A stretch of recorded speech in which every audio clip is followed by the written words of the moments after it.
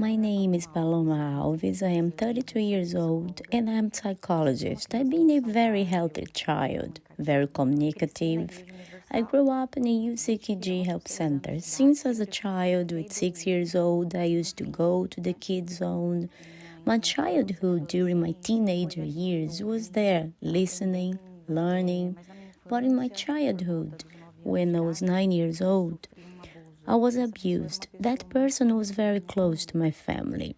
And I spent my teenager years, my childhood, my young days, keeping this inside of me. I was somebody very angry, very aggressive. In my way of communicating, deep down I knew was a way to deal with a wound that I was carrying, a wound that nobody knew about it. A huge difficulty in trust people, especially men. A huge difficulty of make a bond. But when the bond was made, I would get too attached. When I was 22 years old, my father died. A person that I was very close, really. And with that, I felt lost. Because he has been through a surgery, and the post-surgical wasn't a success. And that was not good for me because all the expectations was that he was going to make it, and on the same time, together with that, my father's death, I was getting to know somebody. With that, I got involved and I got frustrated as well, so that affected me a lot. And with that, I was getting cold, so cold, that I was becoming somebody bitter. Someday, hurt, I tried to fix it on my way, trying to show that everything was solved, that I knew exactly what I was doing it with my life, but deep inside was not working like that. So I entered to college to make psychology because it was a dream of mine, an old one, and there I faced a lot of persecutions because of values that I carried, thoughts that I had. And during this college time, I fought a lot not to follow the crowd because it's something very hard to do so in our days, but sometimes doesn't work. You ended up with people and they ask you, let's do this. And you haven't been through that kind of experience, and then you want to see how it works out.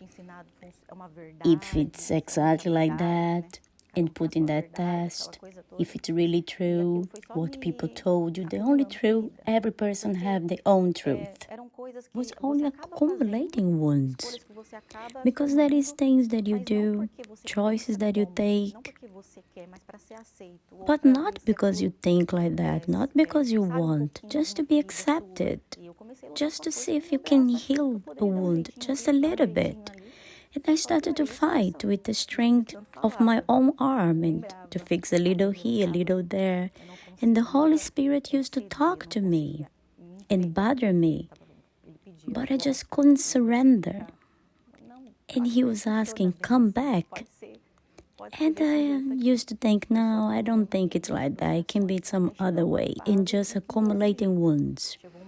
Until came to a time there was no way out. The Holy Spirit was bothering me so much. I was inside the church. I was not outside. I was not in the world. Inside the church and far from God. The Holy Spirit was bothering me so strong that happened something in my life that I couldn't resist anymore. I was like, or I surrender, or I know how it's going to be the end of that story. Was not a matter of feelings.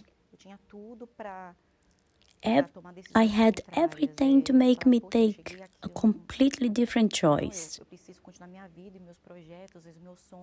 I had to go on with my life, with my projects, with my life. Now, I want to live God's dreams. It was a decision. The base of my decision was no feelings, was very rational. My searching to have God in my life was to put everything out of my life that didn't please God. So people that enjoyed my company, I started to cut the bond, to put them out.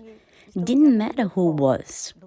Family member, people that took me away of my target. So I started to seek the Holy Spirit, things that I was not doing anymore.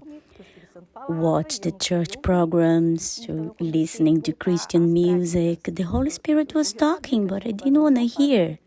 So I started to do it, what I was doing in the beginning. Even if I don't want to do it, I will do. And then the desire started to come very natural. To see the things that was going to please God, that became to be my daily bread. I was not looking for the attention of people anymore. If they were with me, it was okay. If they were not with me, also okay. So with the big seeking, I woke up in the middle of the night. I was fasting, reading the books of the bishop. I had to do something very strong. I had to put something in my head, in my thoughts, 24 hours a day that the devil would not access. I could tell my mom about the abuse that I suffered. She was surprised, etc. Was like was being taken away with the hand. Even that I used to think, no, I forgave, I don't have to tell. If I forgave, why I cannot talk about it? When I spoke to her about it, it was like being taken with the hands. I decided to forgive. I understood that I was not the one to be blamed. I didn't have to carry that this I would use to help other people. I was sacrificing, spirit speaking, and the devil, you think you deserve? You think that God is really listening to you? But in a particular moment of the seeking, the pastor said, you have to believe. You don't have to feel. Just believe. I knew I didn't have to feel that I had to believe, but Satan was there whispering. And I thought, the Holy Spirit, it's assurance. If I'm sacrificing, of course I'm going to receive. And from that day on, I buried the fruits of the Holy Spirit. I could forgive people that I had to forgive. I could forgive myself of my mistakes. I could understand that I didn't have to blame myself because I doubt, because I didn't believe of things that it was taught me, that I could have avoided all the pain and all the frustration if I didn't became against God. It was like I was hurt with God, and God is not the one to blame. I got far from Him. He didn't get far from me. I came back to God's arms. It's like nothing ever happened. Everything became new. Today, I'm complete. I'm realized. And people say, how can you do it? Wow, I didn't know you've been through all of that. I had no idea. Yeah. And I tell you, I am from the area, and there is things in the souls that only the Holy Spirit can heal. He's my everything. I put my feet on the ground and I say, Holy Spirit, what are we going to do today? I want you to talk through me. I want you in my attitudes.